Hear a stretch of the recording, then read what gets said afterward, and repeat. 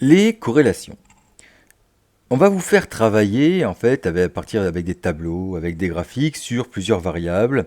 Et ce qui peut être intéressant de faire, c'est de montrer qu'il existe un lien entre ces variables. Alors faites attention, on en reparlera aussi à la fin. Dire qu'il existe un lien, c'est-à-dire qu'elles évoluent par exemple dans le même sens ou en sens inverse, ça ne veut pas forcément dire qu'elles sont euh, causées l'une par l'autre. Il peut y avoir des variables cachées qui expliquent ces évolutions. Mais ça n'empêche pas qu'il sera très bien vu que vous fassiez apparaître des corrélations positives ou négatives. Là, imaginons, on est dans le chapitre sur la croissance et notamment le rôle des institutions. On a une sorte d'indicateur de la maîtrise de la corruption en abscisse. On a le PIB par habitant en dollars ici en ordonnée. Et on a un graphique sous forme de nuages de points. Et ils ont été très sympas. Ils vous ont fait ce qui s'appelle un trend comme ça, une tendance, pour montrer que globalement, quand les X augmentent, les Y augmentent. Alors dans ce cas-là, on a des valeurs, les points, qui évoluent globalement dans le même sens. Les X, quand les X augmentent, les Y augmentent. Quand les Y diminuent, les X diminuent. Donc qu'est-ce qu'on va dire? On va dire qu'il y a corrélation positive.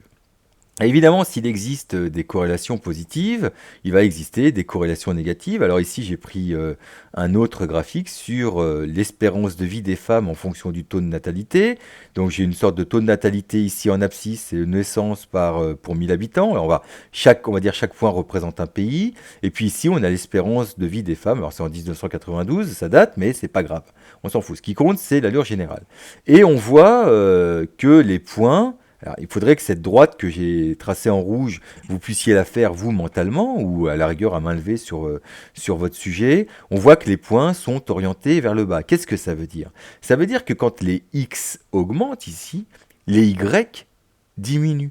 Ou inversement, quand les Y augmentent, les X, eux, diminuent. Ils sont petits, ils sont par ici, d'accord? N'oubliez pas qu'on croise. Donc, on a des variables qui varient en sens inverse. Les valeurs évoluent globalement en sens inverse, avec un E. J'ai fait oui, non, mais non, il y a qu'ici qu'il y a une faute d'orthographe, excusez-moi. Les valeurs évoluent globalement en sens inverse, et donc, il y a corrélation négative. Bon, rappelez-vous de ça. Alors, il y a peu de chance, enfin il y a peu de chance, j'en sais rien du tout. On peut vous donner à travailler sur ces corrélations avec des graphiques qui ne sont pas sous forme de nuages de points.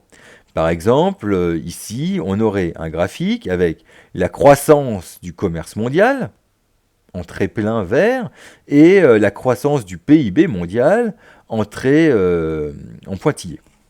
Donc on voit ici que quand ça augmente pour l'un, ça augmente pour l'autre, et puis que globalement ça se vérifie.